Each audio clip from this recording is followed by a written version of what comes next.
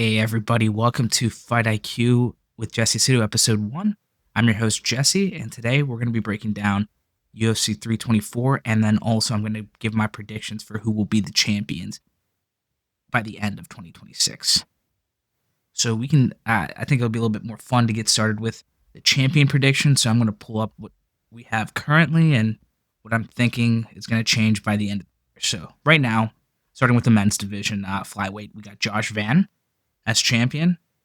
Bantamweight is Peter Yan. Featherweight is Volk. Ilya is lightweight. Islam is welterweight. Khamzat is middleweight. Pereira is light heavyweight. And then heavyweight is Aspinall. Then for the women's, we got Mackenzie Dern as the strawweight champion. Shevchenko as the flyweight. And the bantamweight champion is Caleb Harrison. So, interesting. I think the 125 division is going to be an interesting year with Pantoja being out and not really be able to get to have a complete fight with Van. Van is a deserving champ, but I actually think Tatsuro Taira is actually going to end up the champion. I don't know if Pantoja is going to be able to come back healthy by the end of the year or not. He's saying he is. I don't know if that's going to happen or not. I think it was a pretty clean elbow break, but we'll see. But I think Taira is going to get it done. Then at 135, I think Peter Yan is going to end up still being the bantamweight champion. I think he's finally showing us what he was before the Sterling fight, where he illegally KO'd Sterling and then they lost the title, and then he kind of went on a little bit of a downward spiral. But I think he's finally come back, and he's just, I think, the complete package. He has great takedown defense. He's an amazing boxer, if not the best boxer in the UFC, I think, right now. I think Yan just continues to get it done. I think he'll be able to beat Merab in a rematch. I think he actually beat O'Malley when they fought, even though he lost. And I think he beats Umar. So I think he has that unlock. Then for featherweight, I actually do think Volk's going to beat Lopez, and then I think he's going to retire.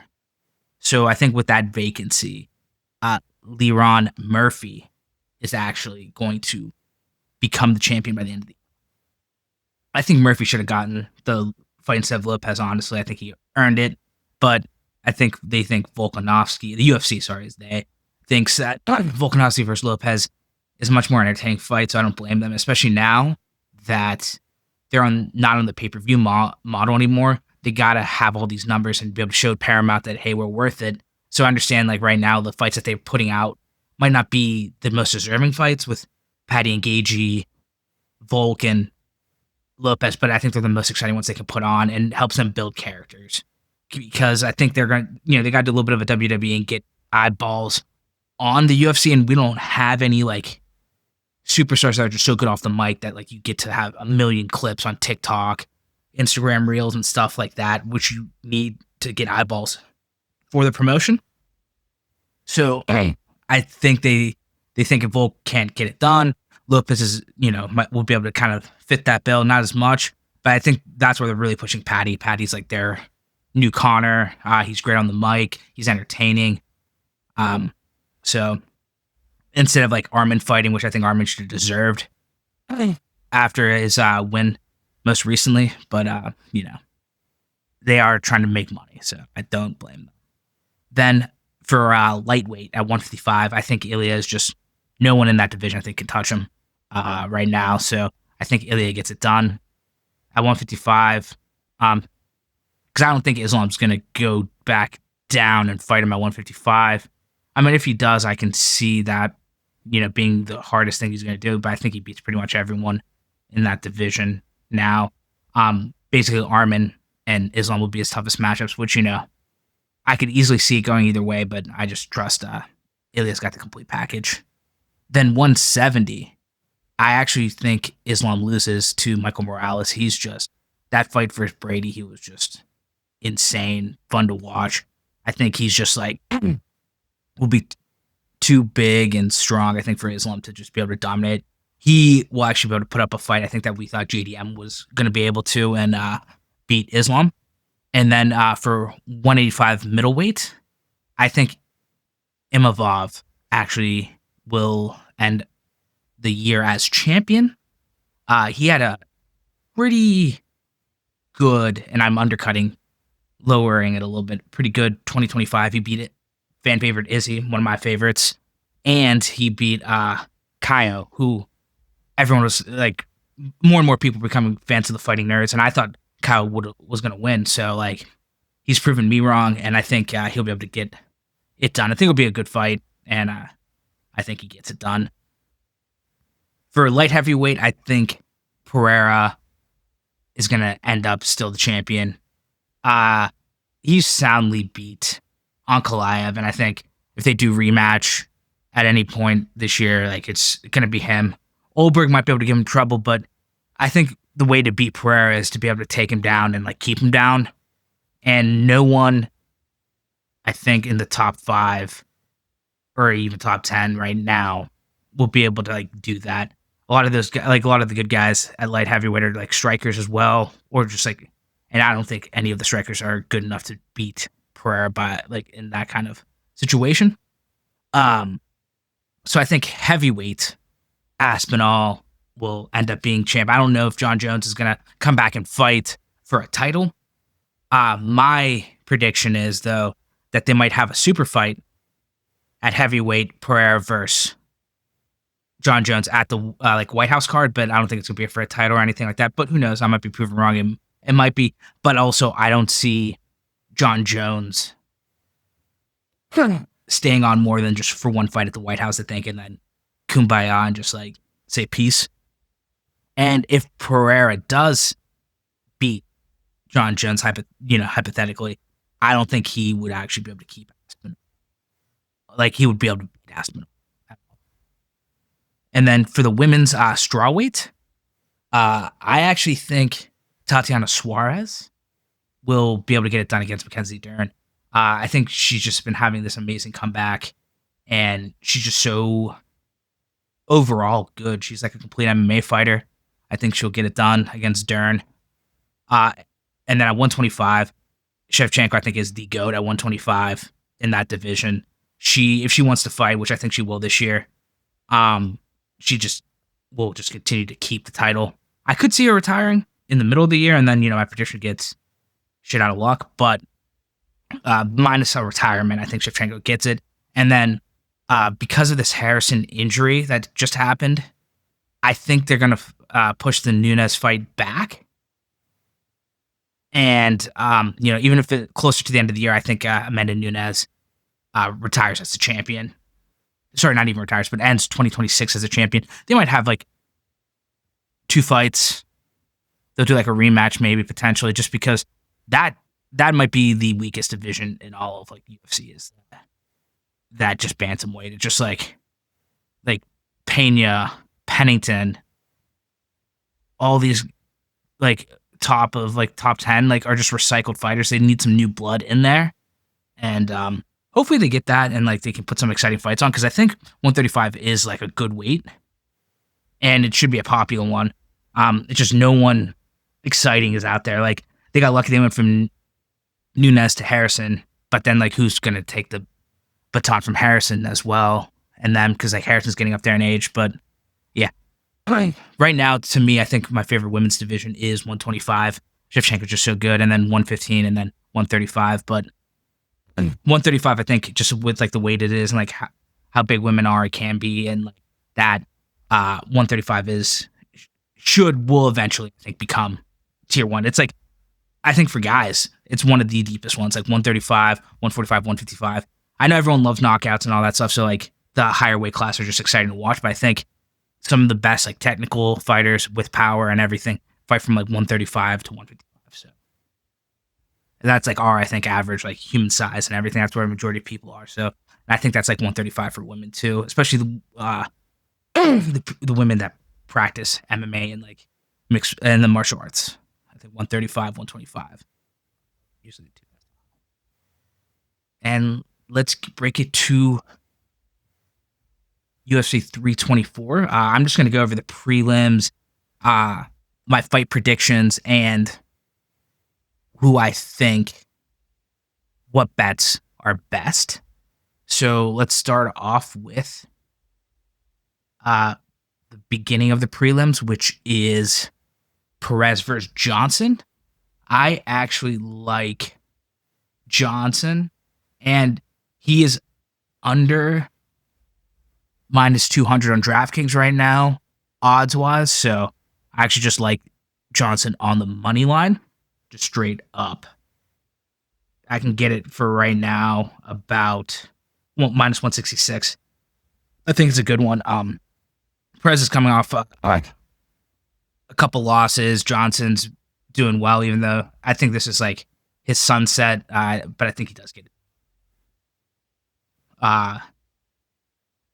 With it too, I could see, like, I'm just gonna go straight money line, but I could see Johnson by decision if the odds are there, which it looks like they are. I could see that as like a fine bet if people want to go more into like a prop and go more into specifics, because some of the I think odds on this fight card, like both the main card and the prelim, kind of lock you into doing some kind of either betting on the outcome of the fight, like is it gonna like method of victory, or like exact like decision, KO, things like that. Just because if you want to bet on certain fighters, the odds are just not great.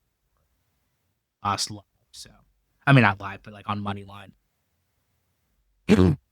So the next fight on the prelim is Kirilov versus Bukauskas. Bukauskas is a slight favorite at 130. And I think he is where I'm just gonna put my money. I think he wins the fight. He'll be able to do a pretty good job controlling it, and I think just like be able to get there and just come out with the victory. I don't know if I like anything specific with decisions or anything like that, but I think his striking's crisp, and he'll be able to just keep Krylov just like at range and just kind of pick him apart and win. So I just like the money line, and it's not too bad too, because since he's a slight favorite, I at 130, I like that as well. Next on the prelim is this young monster Gutier versus Pulayev, and I'm definitely butchering some of these names, so bear with me on that. But Gautier from Cameroon is just this young dog. He won a bunch of fights recently. Like he came from the Contender Series and he won a bunch of his last fights in the UFC by like KO. I think he just murks Puyev. And honestly, yeah, like from Contender Series on, the last 4 fights he's won by KO. Round 1, 1-1, and then Contender Series round 2. His odds are insanely terrible. He's like -1,000. So my bet is actually, and it's not even that much greater, but if you want to bet him, and what I would bet is Gautier by KO, TKO at -550. Even that's not great. So like I might not bet, but if you gun to my head and make me pick, that's the way I'd do it to get at least some value from that from that fight. Next, who would have thought, based on how stacked this card is, but the last prelim fight of the night is Umar Nurmagomedov, Khabib's little cousin, versus Davison Figueiredo. And this is just insanely bad value on the line. Like Umar, which I think he's going to get it done pretty easily. He'll be able to control the fight. Is just -1,600. And Figueiredo, I guess if you think Figgy still has it in him, +900, he can't get it done. That's, there is value there. But what I'm going to do is 2 things. No, 1 thing actually on this one. I can get Umar by decision for -125, which is insane compared to the money line being -1,600. So like to get it for like that big of a difference, I think like you gotta hammer that. That's like I think like lock of the night, and just value wise, like to get it -125 for Umar by decision, you got to go with it. So that's my pick. Now on to the main card. This is where it gets exciting and the fights are awesome. It's Arnold Allen versus Gene Silva of the Fighting Nerds. So I've been because of like my training partners and everything, Max and some of the other guys getting me on the Fighting Nerds early in 2025, talking about them. Like I've become a huge fan of Gene Silva and the crew. But honestly, it sucks because I think Allen's one of the guys that's just like a bad matchup for him. So Gene Silva is like explosive. He throws like he wants to end the fight immediately. I like to joke about it, say like throws like a man borrowing time from the judges. But Allen, I think, is so good at taking space, staying defensively responsible, and kind of turning like the chaos of a fight into winning the point fighting. And I think that kind of fighter is just like not great against Silva. I think, and the longer the fight goes, which I think it will, the more it will give Allen's positional advantages, being defensively sound, taking up space correctly. It'll compound that. I think Allen gets it done by decision versus Gene Silva pretty easily. And like Allen is at plus 180 at the money line, which I think that's pretty good odds. I like that. Also, honestly, because I think Allen's going to win, and I don't think he's going to win by KO. I actually do like Allen winning by decision at plus 350 separately as well. I think that's great value because the way I see this fight going is if it ends in like a KO, knockout, submission, something like a finish, Silva's the one that's getting it done. But if it's going to end by decision, I think Allen does. So like because I believe Allen's going to win the fight and just with how it matches up, it's pretty smart to go plus 350 with that. Then we also have, I missed it. Sorry. I jumped ahead of the gun. We have actually before Allen, and then the first fight of the main card. Oh, no, it was the first fight of the main card. Sorry. I misread it. Second fight of the main card is Natalia Silva versus Rose. That one, I think it's going to basically break down to this. It's Rose is a very great counter fighter, and she counters with precision. She doesn't overextend. She struggles when her opponents don't overextend, and it kind of sucks because Silva style, like Taekwondo, like point fighting, she never lets herself overextend. She doesn't chase, and she just scores like points fighting wins without like committing. She's, I think, going to be able to put the volume up there and keep the distance. So I think Rose isn't going to be able to get the point she needs. So I think it's just going to be a straight up like decision victory by Silva. And with that being said, I think the bet to have on this one too is because it's not going to get finished in my opinion. Betting on the fight Silva by decision, which I can get. Unfortunately, it's not amazing, but I get it minus 225, and then the money line is minus 310. So, just knowing how this fight's going to end, Silva hasn't really knocked anyone out in the UFC either. So I think it's just easy no-brainer, minus 225, get Silva by decision. Then on to the next fight. It's going to go from a little bit of a boring Silva versus Rose, just like point fighting, to two insanely good heavyweights in Waldo Cortez Acosta versus fan favorite Derek Lewis. I think it's going to be a pretty good fight, exciting. Anytime Derek Lewis is in a fight, he has a puncher's chance.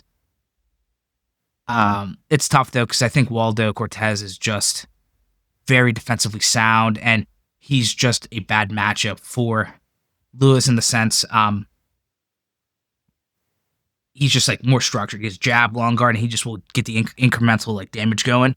But I mean, at the same time, Lewis doesn't really care about structure and like having that, so like he can just just put some chaos in and get there. This fight, though, I think 100% my favorite bet on the fight is actually betting method of victory for this fight because I don't think it goes to decision at all. It's one of them is going to win. It's going to be like KO, TKO. I don't even think submission. It's Waldo's going to KO Derek Lewis or Derek Lewis is going to KO Waldo. And yeah, there's no way Derek won't last all 3 rounds. Either way, I think the power will either get to Waldo or Derek just gets caught and just gets like incremental damaged out of the fight. But I like that. Both You can get method of victory at minus 225, which I don't mind. Also, I'm putting a bets in at minus 110 Waldo by TK. Because right now, the money line's minus 345. It's just not worth it. I'd rather either do method of victory at minus 225 or him by KO at minus 110. On to the co-main event. It is Sean O'Malley versus Song Yadong. This one's going to be a good fight, honestly. I think it's a great one for O'Malley to get back on the horse, get some confidence back. Song's not going to be an easy fight by any means, but I think it'll be a good one that is very winnable for O'Malley. I like breaking down this fight pretty simply into that, like, it's going to be about initiative. O'Malley is going to be great at drawing the first reaction and countering the counter. And O'Malley is very good at striking when his opponents commit. He just has that good timing with that. And like Song is very good at walking opponents to the fence, and he does best also when he is throwing in combinations, not just single strikes.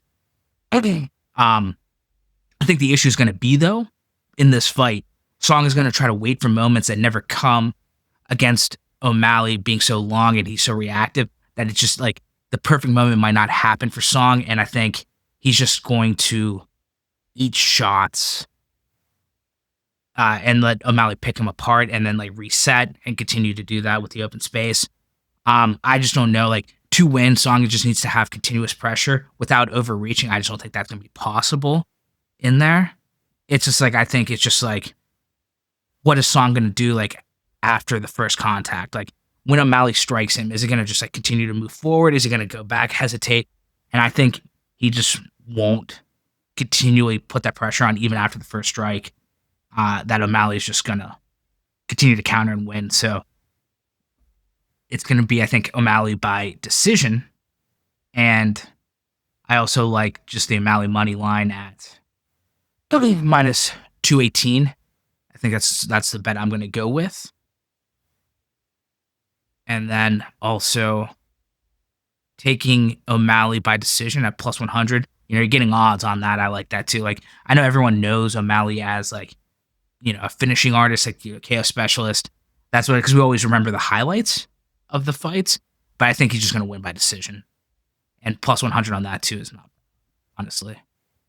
And then, of course, I think one of the most exciting fights in a while, and a great way to start off 2026 is going to be Gaethje versus Paddy. It's going to be an exciting fight. The way I'm looking at this fight too is very, the way I'm looking at this fight is very much, it's like, Gaethje is like a pressure fighter. He's going to, you know, trying to throw his low kicks and short, hooky punches during these exchanges. While, you know, Paddy his real strength is breaking rhythm. Like, you know, middle of the exchange, he level changes, entering clinch when your opponent's loading up, and he's willing to fall into these scrambles. So I think like basically going to boil it down to is, does Gaethje get to leg kick and slow Paddy's entries down and just slow him down in general with that? Or is Paddy going to be able to like force ugly clinches, stall Gaethje's offense? And, you know, you can break this down. Gaethje's going to be the pace enforcer versus momentum disruptor. And whoever dictates that will win. And for me, and just watching this and watching the fights, I do think Paddy will be able to dictate how the exchanges go, and he'll be able to disrupt the momentum. And I think just win this fight by decision. And odds-wise, you know, you get him at, is Paddy going to be at about, money line minus 230. And there's two little props I like actually on the Gaethje fight. I actually like exact method of victory as a decision, because I think either one can win, but I don't think either one ends the fight. So I think it ends by decision. So I like that at plus 240. I think that's a good bet. And also, Paddy decision at plus 550 is pretty nice. Okay. No, so far those will be my picks. So to reiterate, my predictions are just the fights from the prelims on. So I'm just going to give prediction on who wins. Johnson would beat Perez. Koskaus will win. Gautier would win. Umar wins. Allen wins. Natalia Silva wins. Cortez Acosta wins. O'Malley wins, and Patty wins. And then for the bets I like Patty by decision at plus 550. I like O'Malley by decision at plus 100. Arnold Allen by decision at plus 350. Umar by decision at minus 125. I like Cortez Acosta minus 110 by KO. I also like the prop bet of method of victory of KO for that fight. Gautier at minus 550 by KO. The another prop I like is Gaethje versus Patty by decision. I like Natalia Silva minus 235 by decision. I like Bukauskas is by money line minus 130. Charles Johnson money line by 166. Those will be my picks. I'm actually going to link a Google sheet where you guys can follow along with me all year on my picks and how they go throughout the year. I'm going to have them by tab for each UFC fight card I bet on. I have the championship prediction tags and UFC 324 tags, and I'll have like the bets I make, the odds, and the results. So it'll be fun to like follow along and see how we do if you tail me at all. And last thing of the night, what I'm going to do is I'm going to put together my parlay of the card. And I always like throwing parlays are losing bets, but they're always fun. I like to do one big parlay, put half a unit down on it. But right now, these I'm just all going to do by money line.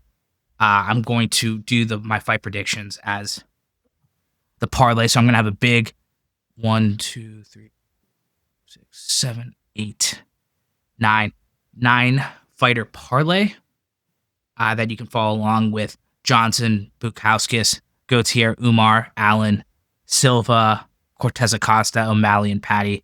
And hopefully we hit and win some money. Well, hey, it was great talking about the UFC 324 card. And I'll have an episode out for you guys next week breaking down another exciting back-to-back numbered card with Volk versus Lopez. Peace.